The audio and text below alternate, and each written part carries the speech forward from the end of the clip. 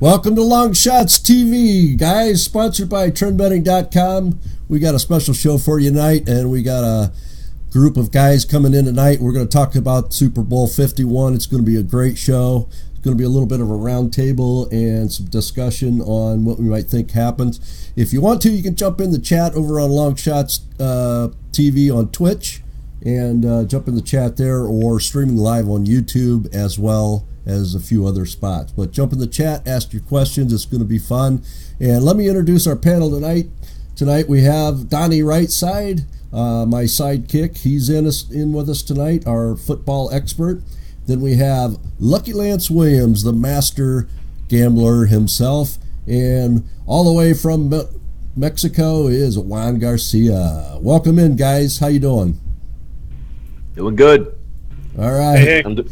I'm doing great. Thanks for having us. All right. Let's get right into it, guys. We're going to talk about this Super Bowl and have a little bit of fun with it. It's going to be an interesting matchup, at least I hope so. Not according to the public, though. Matchup for the Super Bowl between Atlanta Falcons, 13-5, the New England Patriots at 16-2 in Houston. Let's talk about, first of all, when the Falcons have the ball. Atlanta led the NFL in points, 540 by a wide margin, and that was thanks to a career year by Matt Ryan and Julio Jones. Guys, my first question to you is are we going to see that kind of production out of that tandem in this Super Bowl? And if not, then why? Let's start with you, Donnie. If you're looking at the Super Bowl here, it matches up very well both side to side and team to team. The one thing that's going to benefit, Tony, which we've talked about on the show quite a bit, is Atlanta's dome presence, how well they play, obviously playing in the Georgia Dome at home, but also taking it on the road, similar equations like the New Orleans Saints as they get into those type of games. Looking at Julio Jones and Matt Ryan, you know, you can say Bill Belichick is the best schemer. He's going to have 2 weeks off to get prepared and get ready for Julio Jones. But, Tony, everybody this year gets ready for Julio Jones. It's the same thing week in and week out. If Julio Jones is healthy, it doesn't matter if you double team him. Right now, looking at the game as it sits, New England is fantastic at taking away what you do best. If you look back at last week's game with the Pittsburgh Steelers, Antonio Brown was taken completely out of that football game. They're going to try more of the same with Atlanta, but this is a different breed, Tony. Yeah, absolutely. I agree with you. And Lance, what do you think? Just give me your overall thoughts on that. Well, I remember what Julio Jones did with Alabama and just how dominant he is against teams that aren't ready for him. And it seems like the Patriots have some holes on defense, and he's really going to exploit that. Okay, so Julio Jones, Matt Ryan combo looks good so far. What about you, Juan? Do you think they're going to continue to connect? I also agree. I think last week it just showed us, guys unstoppable. I'm pretty sure Belichick's taken these 2 weeks to get ready for him, that New England Patriots secondary. But I definitely agree. I just think right now Matt Ryan and Julio Jones are clicking, as they did all season. Okay. So, they did have 9 connections for 180 yards and 2 touchdowns in the NFC Championship against Green Bay. If they continue that, I do think the Falcons will be difficult to stop. Now, while in 2015, the Super Bowl hero, Malcolm Butler, he's going to see plenty of Jones. New England schemes so well that fellow cornerbacks Logan Ryan, Eric Rowe, and safety Devin McCourty will be no strangers to Jones either. Do you think that secondary of New England has enough to stay with Jones, guys? And if they do, double team like Belichick tends to do to shut down the weapon, who's going to step up in there? What do you think, Juan? We got these names. We got Ryan, Rowe, and McCourty. That they probably have the most experience against these guys. But I'm sticking to my guns. I just don't see them stopping this, especially playing in a dome and all that. Right, that's a good point. Okay, and Lance, do you think that defensive back can take care of Julio Jones, and if not, who's going to step up over there? Well, the hoodie's going to be ready, and if Belichick wants to take away Julio Jones, he can. And then it just depends on if Matt Ryan can throw the ball. I don't know. It remains to be seen. We'll see if they run the ball and throw the ball equally, or if Belichick wants to take away Julio Jones if Ryan can throw the ball. But personally, I feel like Julio Jones is going to run a lot, and Tom Brady is going to have to come up with some offense greater than his previous Super Bowls, which, by the way, his Super Bowl previous 3 Super Bowls was 14 points in a loss to the Giants and 17 points and 24 points total. That's his Super Bowl's last 3 out of the last 6 years, right? Right. Correct. Good point. Good point. Hey, if Tom Brady can't get more points than that, then Falcons are going to beat him with the running game. Okay. And Donnie, how do you chime in on that? Yeah, if you look at New England in the secondary, they do have enough. I mean, Matt Patricia's a fantastic defensive coordinator. Bill Belichick's the mastermind behind everything. The one thing they are going to do is, as we touched on earlier, is taking away Julio Jones. That's going to leave it up to Matt Ryan. You're going to have 2 speed backs out of the backfield. Tevin Coleman and also Devontae Freeman, 2 fantastic players, both of them Pro Bowl caliber, very good tight ends. It's going to be up to Mohamed Sanu on the opposite side and Taylor Gabriel in the slot to keep the game in balance. The one key ingredient I'm looking at here, the way you get to Matt Ryan, you have to get a good pass rush on him. You have to move him off his spot. The one thing New England does not do well, Tony, is rush the passer all that effective. Will they get some sacks? Maybe they will. But the one thing is they don't have a speed rush. If you look opposite on the other side, Atlanta with Vic Beasley, he can beat his man one-on-one off the snap quick where you don't even have a chance to readjust yourself. If you watch the Green Bay game last week, that speed rush really affected Aaron Rodgers as opposed to the week before where Dallas had that power bull rush which couldn't get home at a fast enough pace. I think that's going to be key to the equation because, number one, as we said, New England is going to scheme and is going to take away what Atlanta wants to do. The fact is, can you get to the quarterback while he's still looking and progressing through his reads from Julio Jones all the way to a third or fourth option down the line? That's going to be the key to this battle, Tony. That's a good point. You brought up Freeman, rushed for 1,079 yards and 11 touchdowns. Coleman, 520 and 8 touchdowns. But this is a pass-first team. So there's so much versatility, though, that, the Falcons are capable of keeping the Patriots' D off balance. Would you agree with that, Lance? Yes, sir. Okay. What about you, Juan? Do you think they're going to keep them off balance?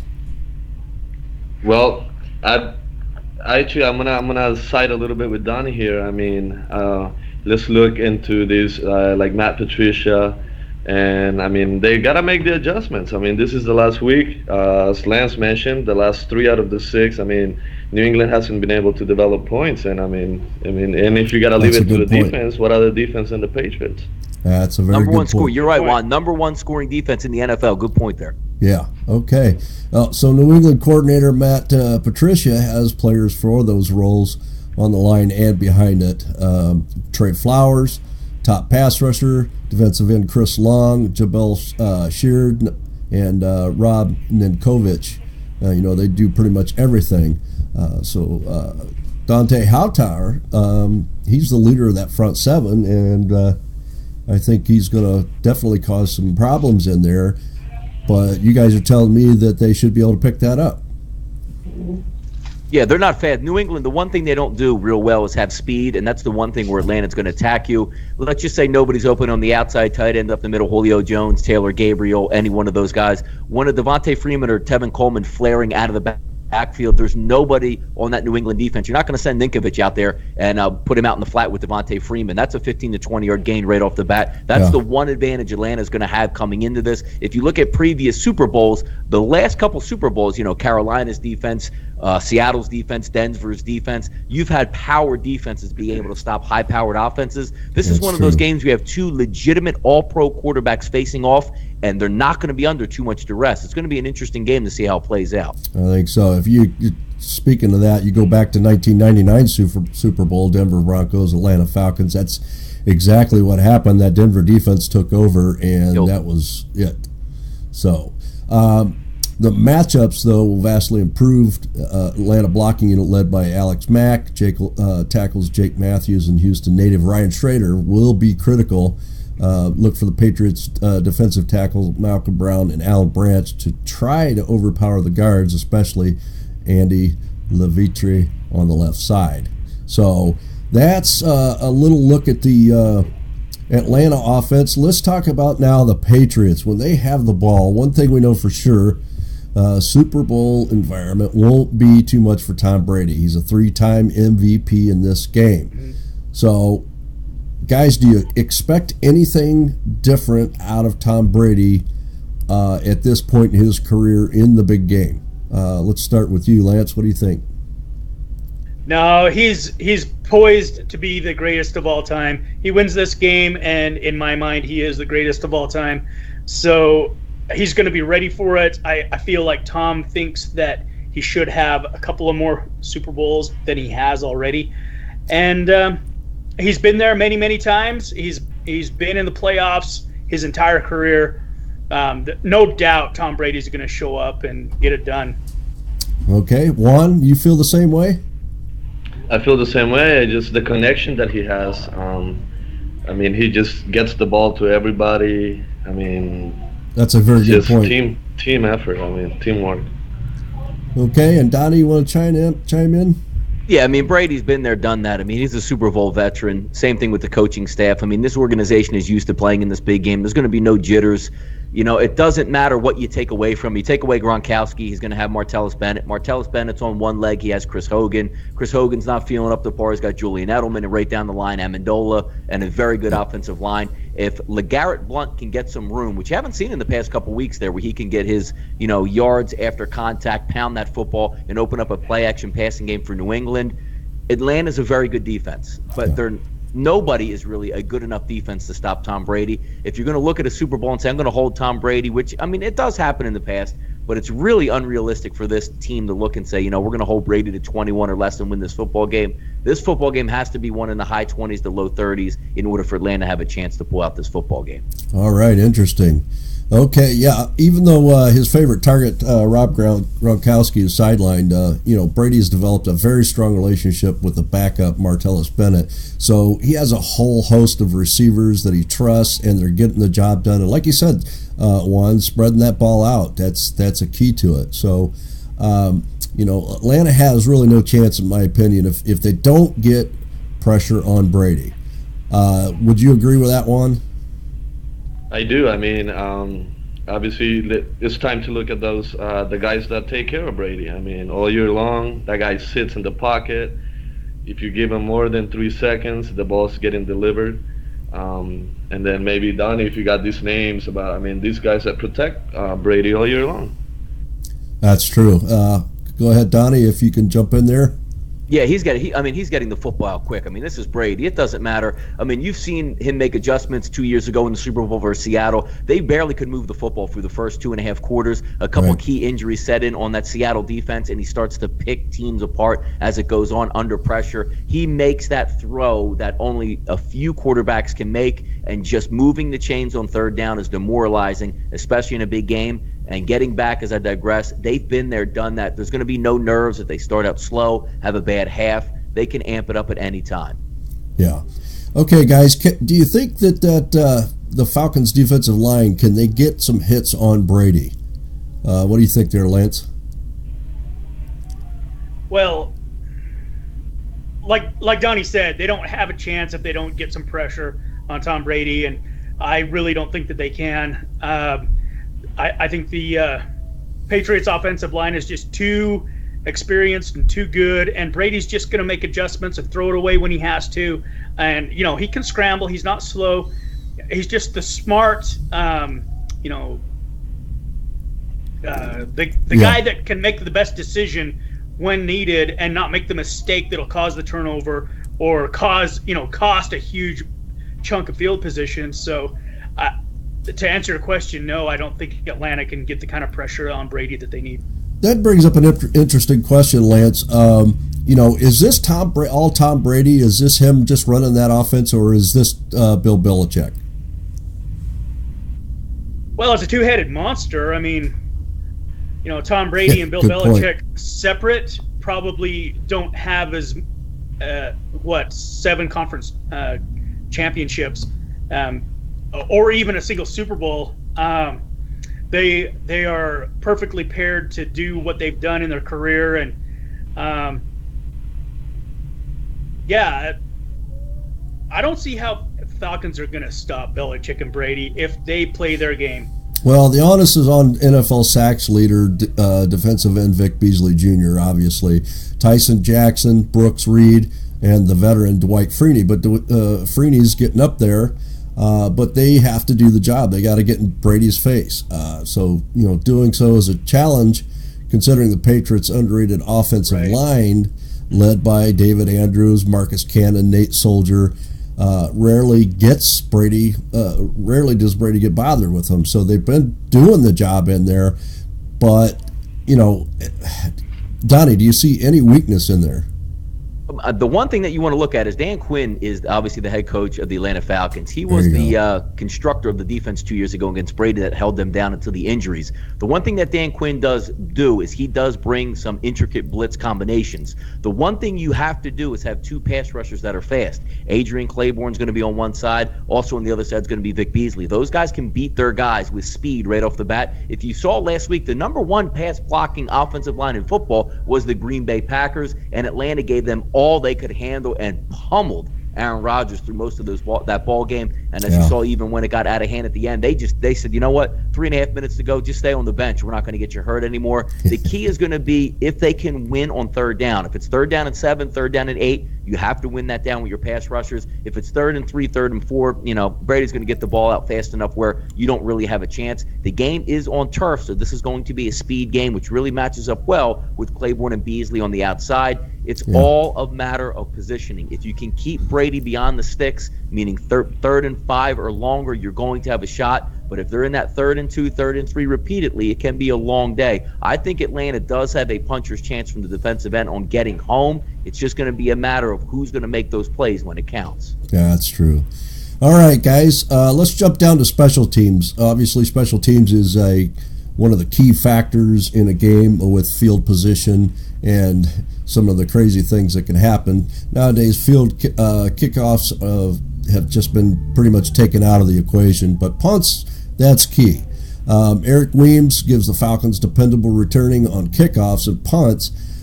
He ranks 6th in punts, run backs, 11.4 yards per, and would have ranked the same on kickoffs at 23 had he made enough returns to qualify. Matt Bosher, steady, but punted only 44 times this season and only 5 times in the 2 playoff games, which says a ton about the offense. So, special teams, Donnie, how do they wager in this game? I don't think special teams is going to really be too big of an equation because it's going to be a dome game. Both of these kickoff guys, I mean, they're going to be putting the ball into the end zone, very rare on returns. The one thing you have to like is Weems is a veteran, and usually a lot of times Julian Edelman will be back there catching punts. He's not so much as a return man other than just to catch the football, just to make sure you fair catch it and don't make the wrong play out there. Both field goal kickers, very good. Matt Bryan is a outstanding All-Pro. Long-time pro. And then you have Gostkowski on the other side. Yeah, both of these guys, been there, done that, highly accurate. And again, Tony, we're not asking them to kick in Green Bay in -2 degrees and 15-mile-an-hour crosswind. This is going to be in a dome. I just look for these teams not to lose it on special teams as opposed to win it. I don't think there's going to be too many opportunities other than field goals. All right, let's talk about the field goals and the kickers. Gostkowski, among the NFL's most reliable in all situations. And then Ryan Allen was ranked 7th in net average coverage. Gostkowski, I'm sure he still recalls missing that point after in the conference championship game last year. So, Lance, I mean, kickers, I already know what's coming from you, Lance, on kickers. So I hate kickers. Go ahead. Yeah. These guys fight all game long, like the greatest athletes in the world, battle it out, and then it comes down to a soccer guy that comes out for one play, and maybe he kicks it through the posts, maybe he doesn't, and it's just terrible. But no, that's my personal opinion. As far as betting goes, I'm going to stick with my bet from last Super Bowl, which is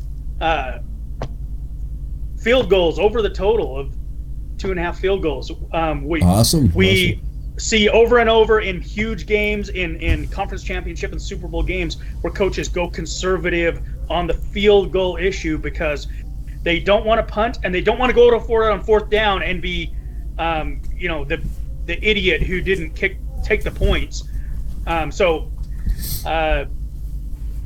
Donnie said it's in a dome. You got great conditions.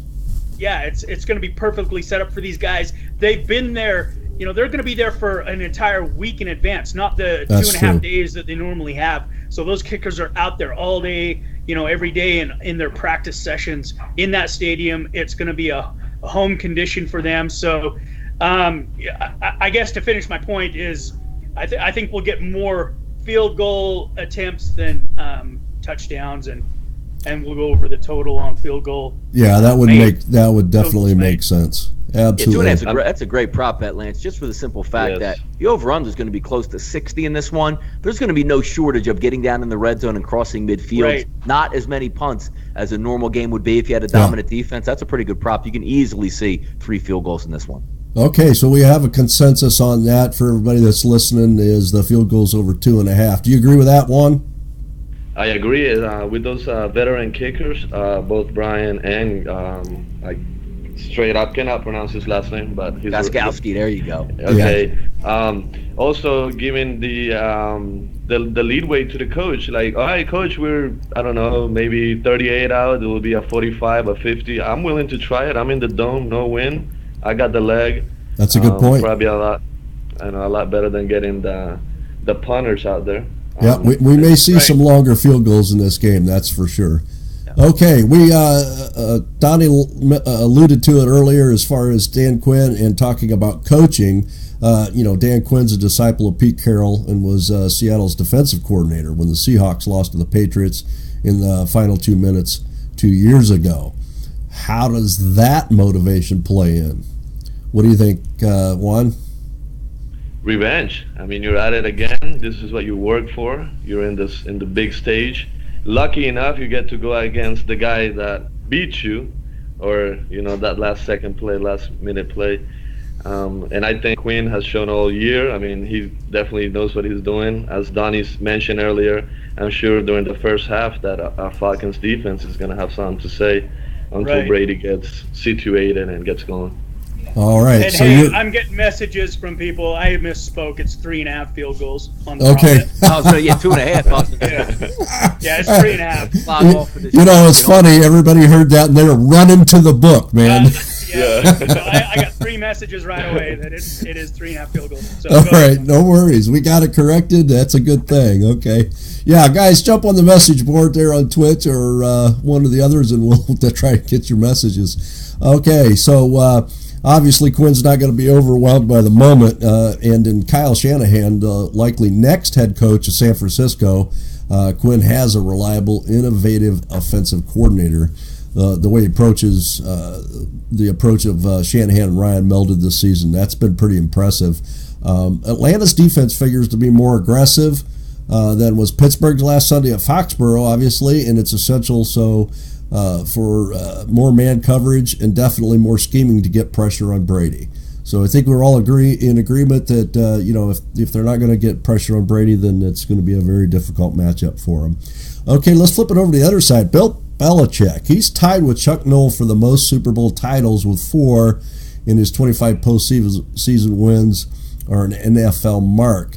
How motivated is Belichick in this game, guys? Juan, do you think that Belichick is really chomping at the bit to get this last one, or is this just another game for him? No, I think so.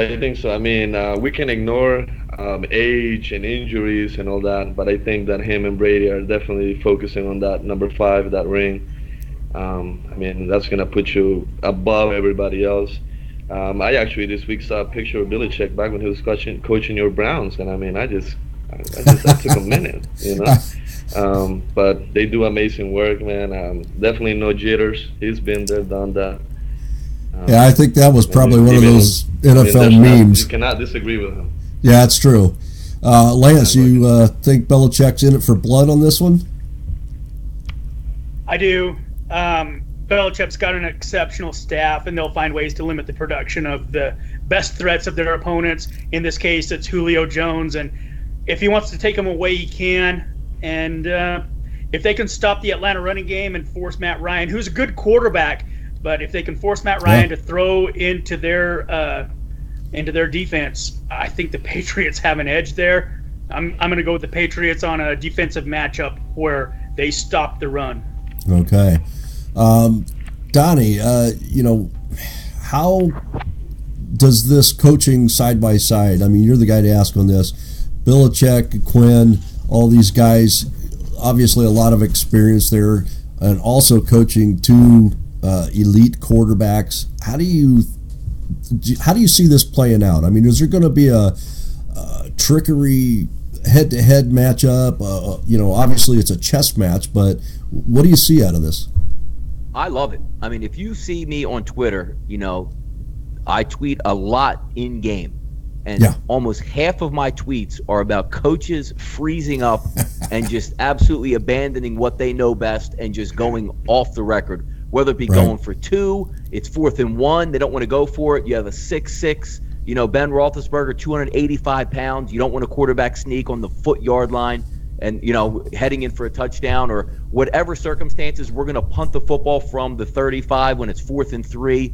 These two coaching staffs are as good as it gets. You have Matt Patricia on the defensive side for New England. He's going to be matching up with Kyle Shanahan, has a well-oiled machine down there, and he's going to accept, as Lance said, the San Francisco coaching job once this is all said and done. If you flip it over the other side, Dan Quinn is calling the defense and going up against Josh McDaniel, one of the absolute best play callers in the entire league. This is one game where you put your hard-earned money down. You're not really going to have to worry about if the coach is going to make a bonehead decision at the wrong time. And I'm not even talking about, rocket science where you're trying to figure out how to get like a 4th and 16 and convert that at the end of the game. I'm talking simple math. When it's 2nd and 1 on the 19 and then you throw it 2 times and have to kick a field goal, that's not going to happen here. Tom Brady is the king of the quarterback sneak. If it's 3rd and inches, if it's 4th and inches, that's an automatic first down. On the other side of the ball, you have 2 really good running backs and obviously a dominant wide receiver. You're not going to get those stupid play calls inside the red zone that you scratch your head so many times and cost yourself so many wagers. 2 of the best absolute play calling coaching staffs in the NFL. That's good for the handicapper. Oh, yeah. And if you're not watching Donnie on Twitter, you're missing out. My head explodes every single game, even if I don't even have money on it. Yeah, just an inside note, guys, everybody that's watching out there, the team actually will tune in, especially in these football games, the big games.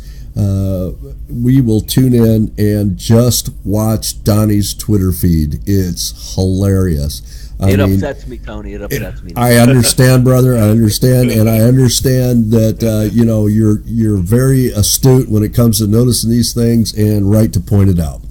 Okay, let's talk about the intangibles, guys. The Falcons have not won an NFL title in their 51 seasons. Quinn has the memory of the last-minute loss to New England 2 years ago, and it would be a great way to head into their new stadium later this year as Super Bowl champs. For the Patriots, do we need to say more than Deflategate?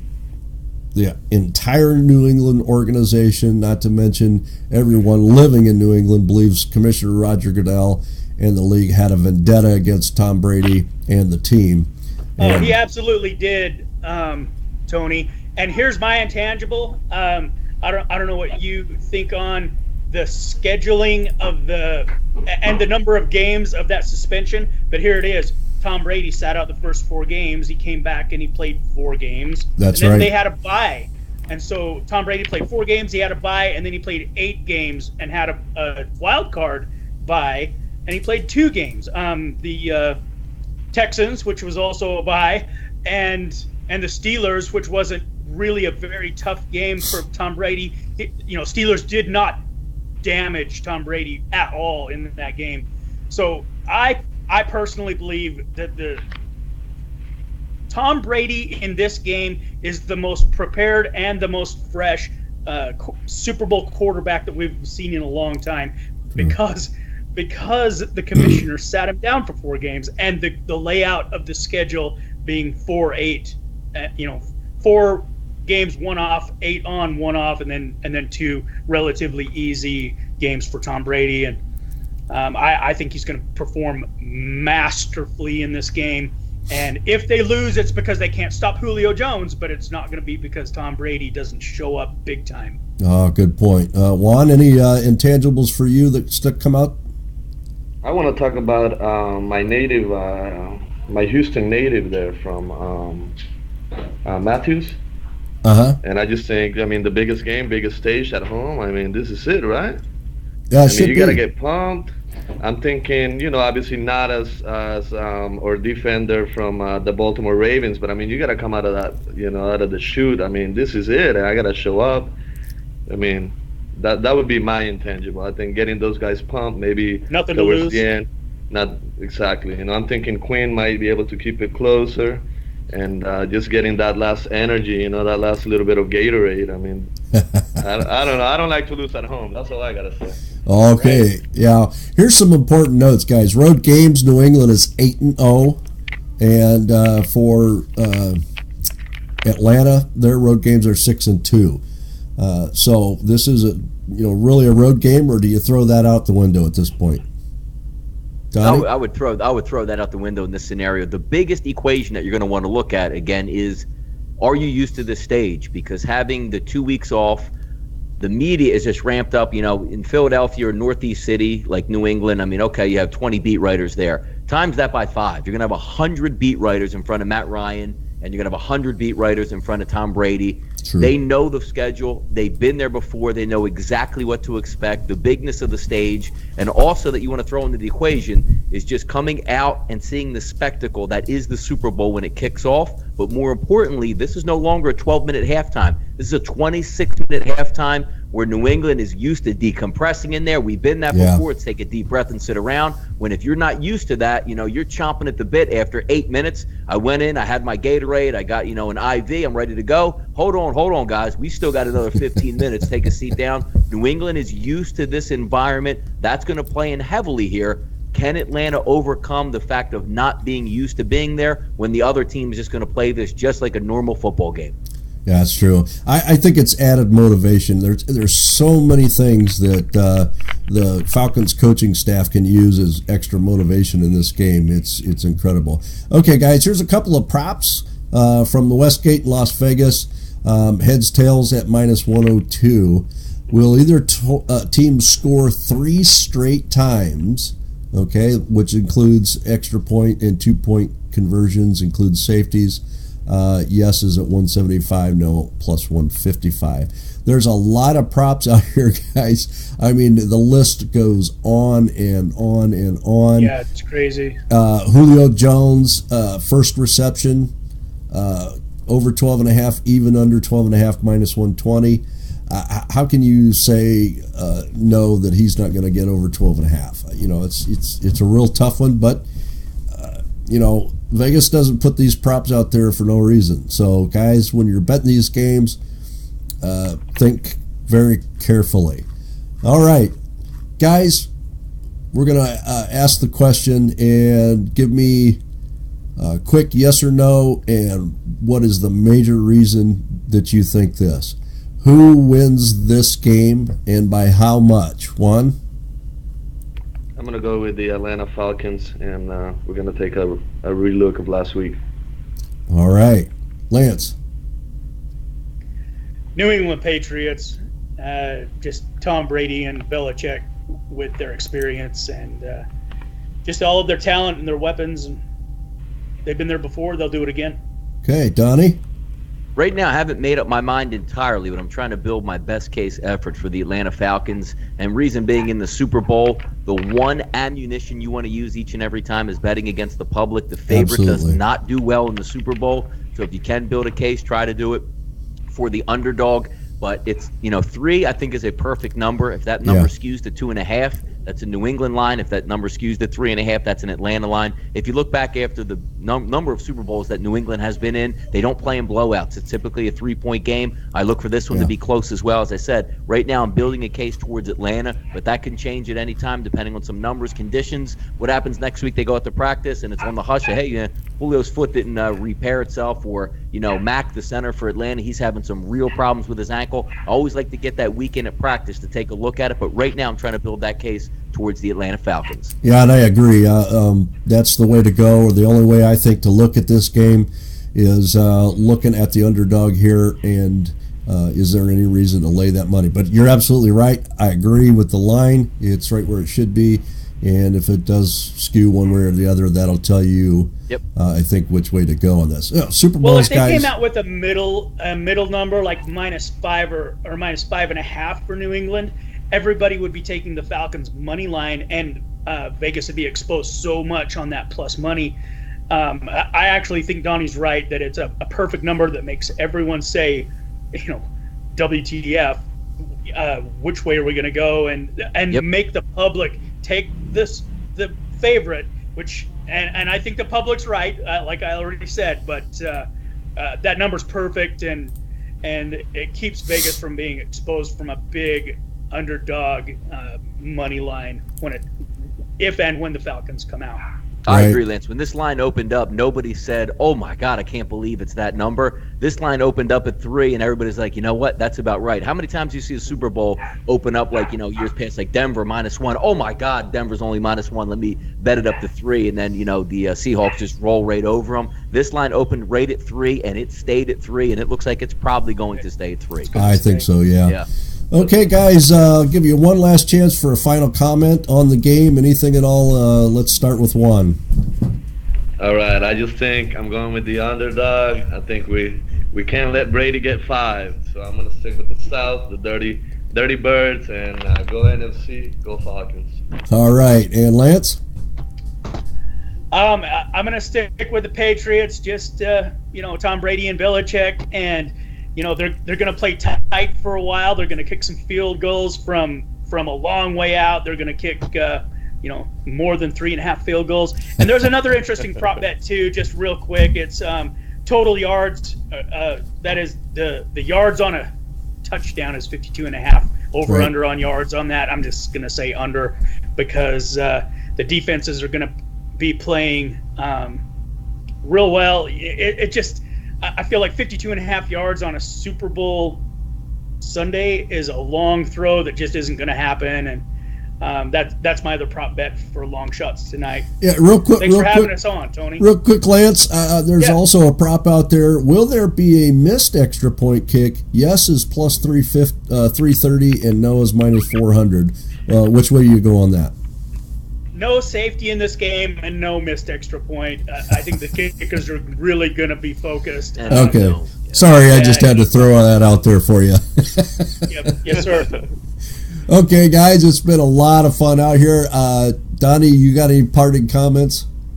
No, I'm really looking forward to this Super Bowl, as the past couple have been major defensive battles or one-sided options. You're going to get a lot of scoring in this one. You're going to get two very good quarterbacks who are on their game. It'll be a lot of fun to watch. I always like the pageantry of the Super Bowl, right from the anthem, even if I don't even like the halftime performer, but you're mostly around family and friends. Everybody has a wager on the game. Everybody has a prop bet there, so it keeps you in it. I look forward to just a lot of fun in this one and hopefully winning a little bit of money as well. Absolutely. It is going to be a great game, and the one thing that nobody had even alluded to, which might be a reason for that, is the over-under. And guys, that might be the right bet for this game. One way or the other, you'll have to wait and see. Yeah. So, guys, thank you very much for being on our special roundtable discussion for Super Bowl 51. Guys, next week we're going to do the same thing. We may have a few different guests in, and a surprise guest that you may find interesting. All right, you'll have to stay tuned, guys. And thanks very much for watching Long Shots. Take a shot with Long Shots because, guys, we are the game. Right on.